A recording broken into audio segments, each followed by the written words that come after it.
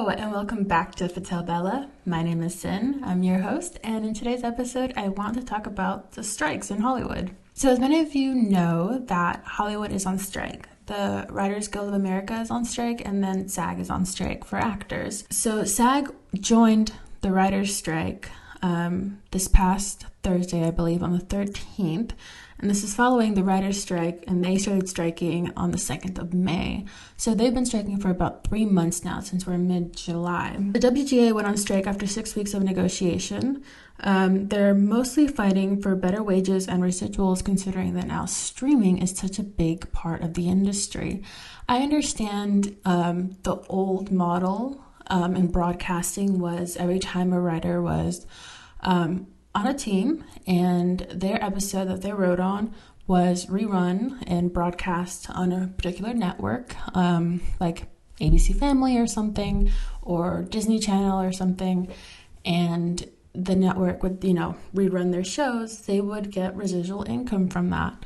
Well, streaming has disrupted this a little bit, and they just want to be compensated fairly, considering that stream isn't really broadcasted a certain time on a network every night. It's mostly people stream whenever, wherever, all the time.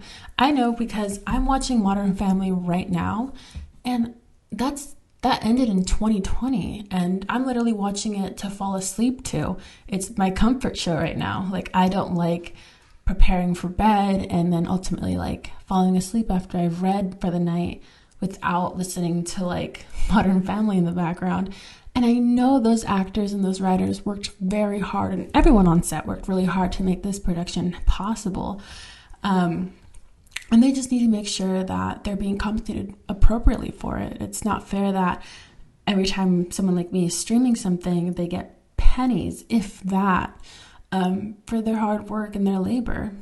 Another aspect of the negotiation was also the fact that writers' room have shrunk in the past 10 years. I remember in the past for like sitcoms like, I know the one my brother really likes, like Seinfeld or something like that, of that nature, or like Everyone Loves Raymond. There'd be writers, these big writers' room, or if anyone has ever watched 30 Rock, like there's this big conference room and there's just full of these writers, and it's their full-time job. They're there all the time, season after season after season. Well, now, since they're pumping out so many new productions, writers aren't employed for several seasons. I mean, how many Netflix shows do we get that literally only have one season? And they're not really even that good. I haven't watched all of them, but from what I've heard, it's like there's so many in quantity and so little in quality. I mean, every now and then we get really, really good shows like Orange is the New Black or Squid Games, but those are the exceptions, not so much what some streaming services are really putting out. This is not a diss directly to like Netflix, obviously, it's just an example. But yeah, writers' rooms are smaller. Writers aren't really kept on projects for long periods of time. And from what I've read, I don't remember if it was an article. I'm going to link all my sources down below. And I don't know if it was directly from like an article reporting on this, or if it was directly from the WGA's website when they were like informing people about the strike. But they're also turning writers' room into more of like a gig industry. They're hiring a lot more like freelancers, or paying writers a day rate instead of permanently putting them on a team as a writer and carrying them out through the entire season or several seasons if a show even gets that. And then to top it all off, the cherry on top is they want to replace writers with AI, which is insane to think about, because the amazing thing about writing is all of these writers are bringing in their own personal experience to every single script, every single character, every single scene that a computer-generated AI script can never accomplish. Yes, the more you feed it scripts, the better it can get at writing a script. At its core, it can't really do fundamentally what a human can do, and is have a lived experience that then influences your writing. And that's what makes TV shows and films so impactful and something that people really cherish and love to tune into because these characters are relatable and they're well written and they feel human because they're written by humans. I don't know where late stage capitalism is getting and why executives want to replace human beings with AI. I understand the cost effectiveness of doing that, but how cost effective could it really be if you're saving a few dollars in the beginning, which is the writing process, because it'll then show up at the end when no one is tuning into your show because it's clearly written by a robot.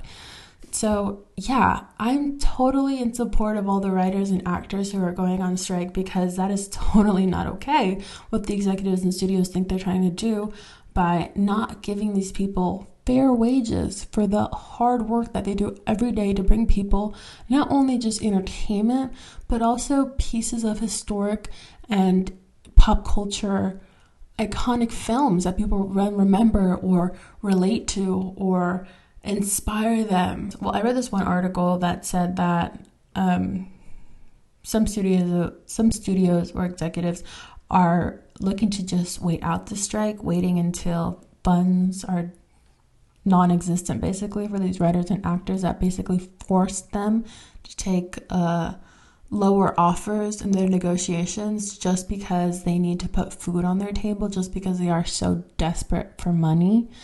And that's not fair. The whole reason we're going on strike is because what you're negotiating you're not meeting them halfway. You're not negotiating fairly.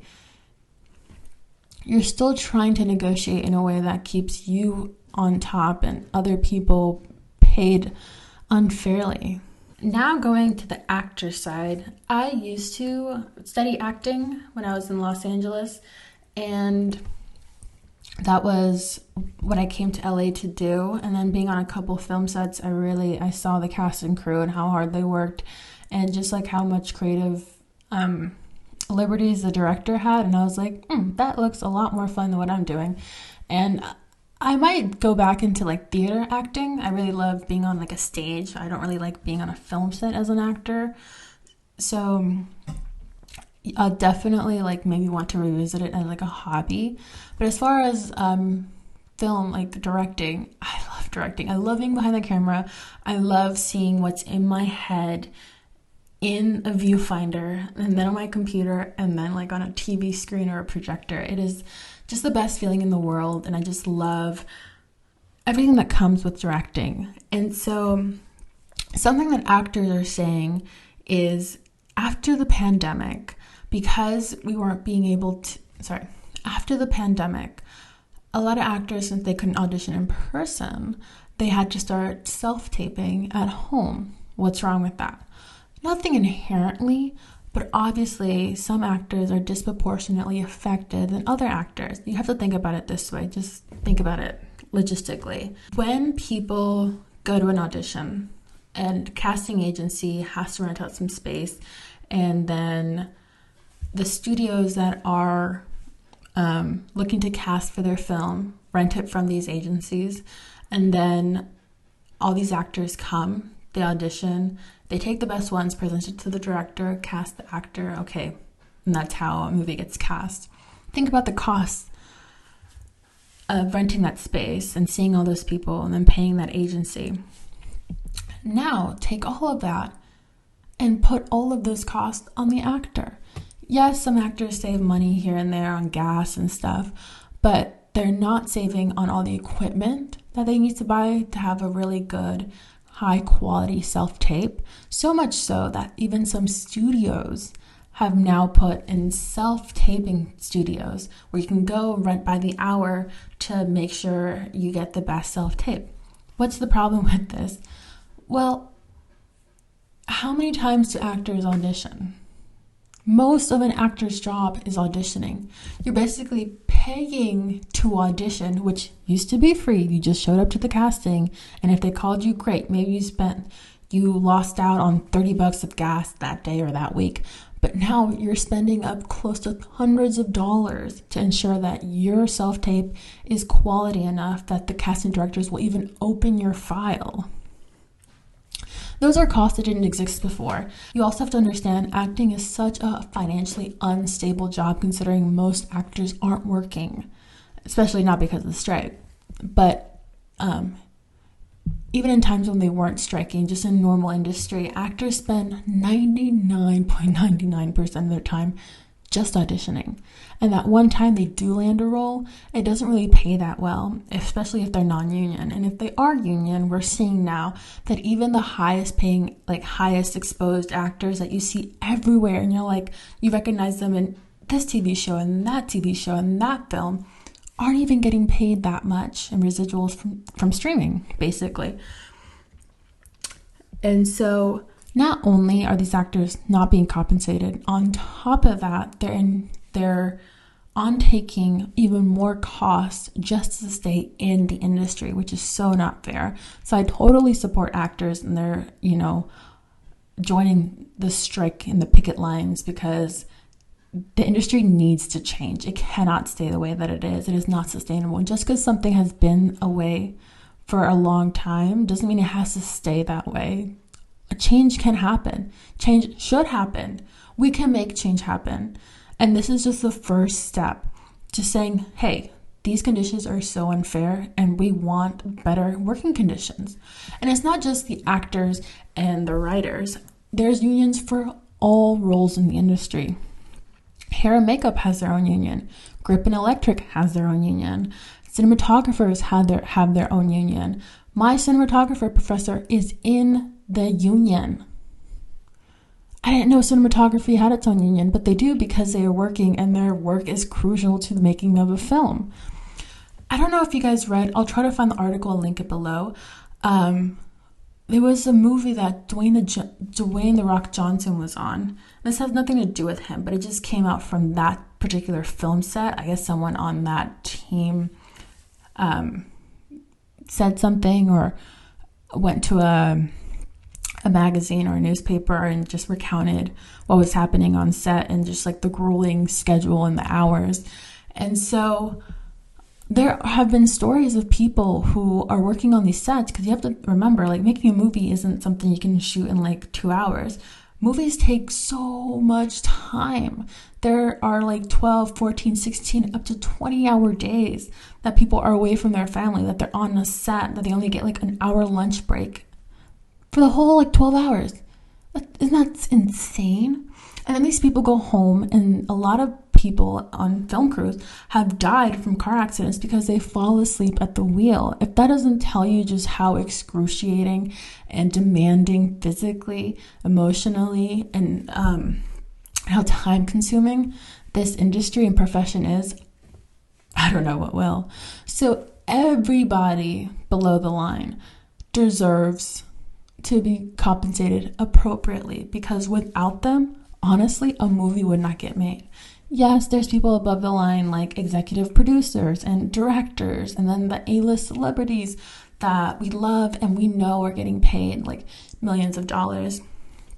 But what about the people below the line that people think their jobs that aren't as glamorous? And because they're not as glamorous and they're so behind the scenes and they're so behind the camera, that people fail to remember that they are the people that make movies happen, that bring movies to life. So I wouldn't be surprised if those other unions started picketing or joined the strike or started their own negotiations for better wages and better working conditions, and just overall more fairness in the industry and treating people like human beings. And also what the unions are advising is basically don't cross the picket line. Like, don't take money from the studios to promote any movies.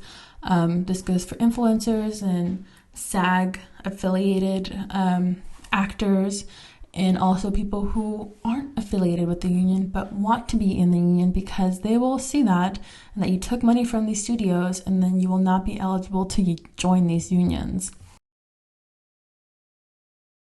And as you can see, these unions are trying to work and fight on your behalf as actors and writers and everything. So you definitely want them on your side, and you don't want to undermine the hard work they're trying to do and the changes they're trying to bring about in this industry. And also what we can do to help if you're not in Los Angeles currently. You can donate to the organizations. The WGA and then SAG, they both have their own funds.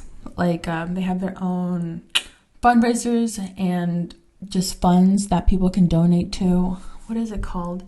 I'll link it below, but they have this like pool of like fundraisers and stuff specifically for this reason, specifically to help in times of striking, or just if actors or writers or people in their union are needing of just a little more assistance. You can donate to the organizations and help them, keep the lights on, help them keep at this good work, help them get through this negotiation in this difficult time in the industry. So I will link all of that information below, and all the articles I mentioned and where I get all my information from.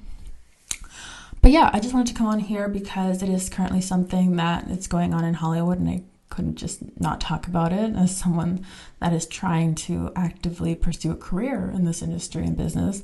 So yeah, these are just my 2 cents. This is what's going on, just kind of explaining. And also, I'm all for it. If I was in LA, I would totally be on the picket lines, and I would, I'd be out there, I'd be in the streets, I would be, demanding change. I really would love to see change, because as much as I love being on a film set, as much as I love working with, a cast and a crew, I know it's not the best, like the working conditions we have, and I know it's not going to change until we make a change. And I love that it's also happening in my lifetime, where I can say, in 30, 40, 50 years from now, when I'm in my 50s or 60s or 70s, I can look back and be like, yeah, I remember being 24 and the industry changed entirely because actors and writers went on strike, and that changed the industry. I mean, this came after streaming. I just can't wait to tell those stories as an old grandma, and just be a part of history. I know in my lifetime, so much has happened, and I've been a part of a lot of history in my lifetime. This is a history that I'm excited to be a part of. Yeah, I just think that's all I really wanted to say. Please, keep up with what's going on. Both unions put out updates all the time. Just be on the lookout, make your voice heard. Please donate to them, because this is how some people are paying their mortgages while they're not really getting work, especially after 3 months. Thank you so much for listening. Thank you so much for, being with me today and listening to such an important topic matter. And as you know, I come out with new episodes every Friday. So thank you so much for those that take the time to listen. And I will see you next time. Bye.